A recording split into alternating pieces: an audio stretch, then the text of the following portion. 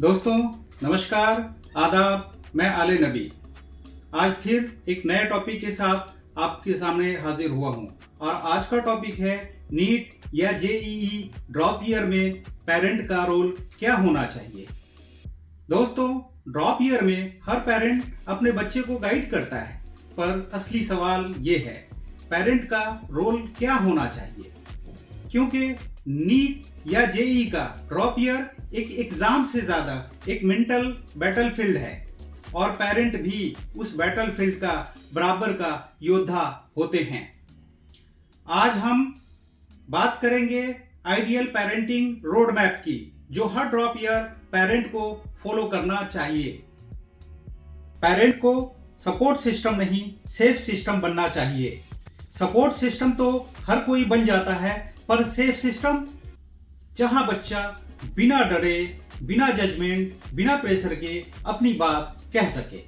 Drop year में parent को यह इंश्योर करना चाहिए कि घर में कोई निगेटिव कमेंट नहीं, अगली बार फेल मत होना जैसे लाइंस बिल्कुल नहीं, नो शाउटिंग, नो ताना। घर में बिल्कुल मेंटल सेफ्टी जोन की फीलिंग 100% आनी चाहिए। एक एडिशनल क्लासरूम की फीलिंग बिल्कुल नहीं आनी चाहिए। बच्चे को फील होना चाहिए कि मेरे लिए इससे ज्यादा सेफ और टेंशन फ्री जगह संसार में कोई हो ही नहीं सकता। दोस्तों, पेरेंट को एक्सपेक्टेशन मैनेजर नहीं, इमोशन मैनेजर बनना चाहिए। ड्रॉप ईयर में प्रॉब्लम सिलेबस नहीं है, प्रॉब्लम इमोशन है। पेरेंट को क्या करना चाहिए? बच्चे का मूड पैटर्न ऑब्जर्व करना चाहिए कि किस सिचुएशन में और किस बात पर मूड ऑफ होता है। स्ट्रेस पॉइंट आइडेंटिफाई करना चाहिए।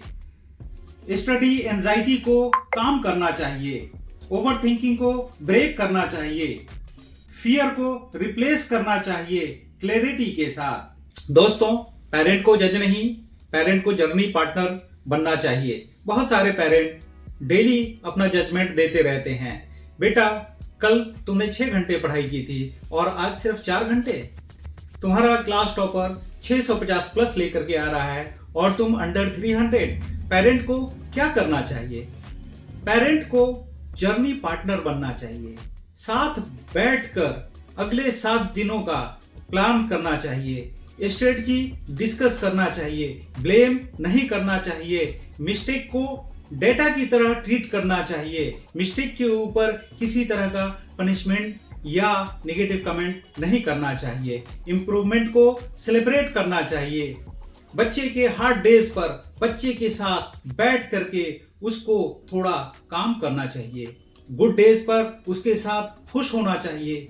बच्चे को महसूस होना चाहिए कि ये एक जर्नी है और ये जर्नी सिर्फ मेरा नहीं है, हमारा है। मेरे जर्नी में मेरे पेरेंट्स मेरे साथ हैं।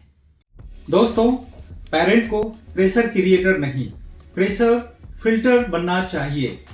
बच्चा ऑलरेडी दबा हुआ है सिलेबस से, टेस्ट से, कंपटीशन से, फ्रेंड के रिजल्ट से, सोशल मीडिया से और रिलेटिव्स के कमेंट से।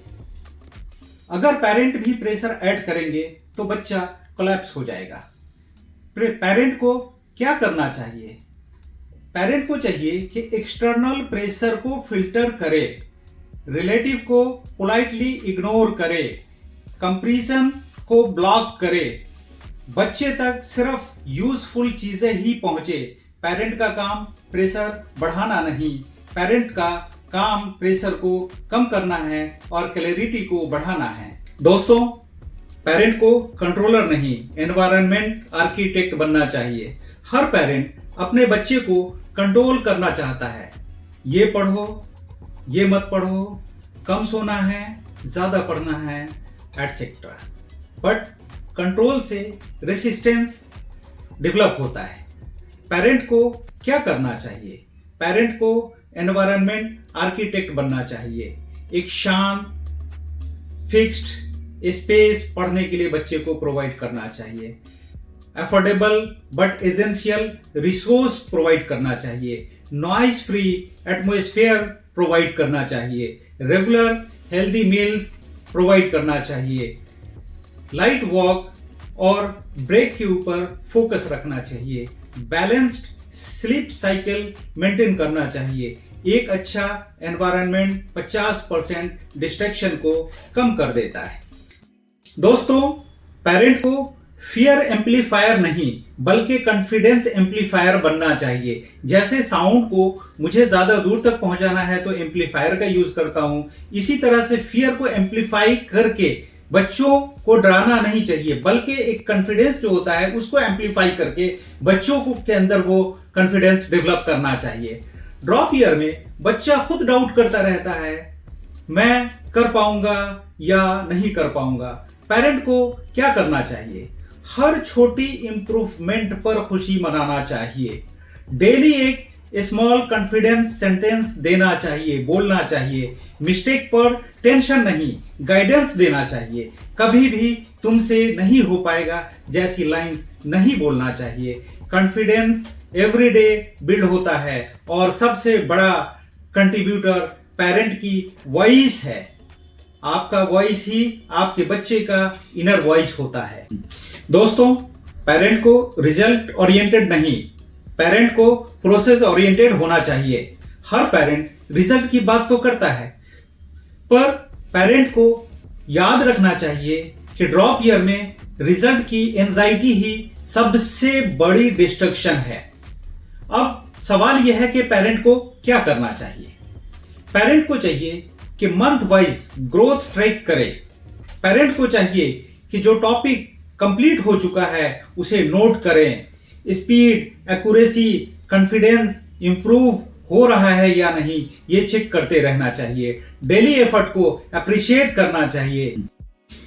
दोस्तों, एक बात याद रखिए कि रिजल्ट एक आउटकम है, लेकिन प्रोसेस एक हैबिट है।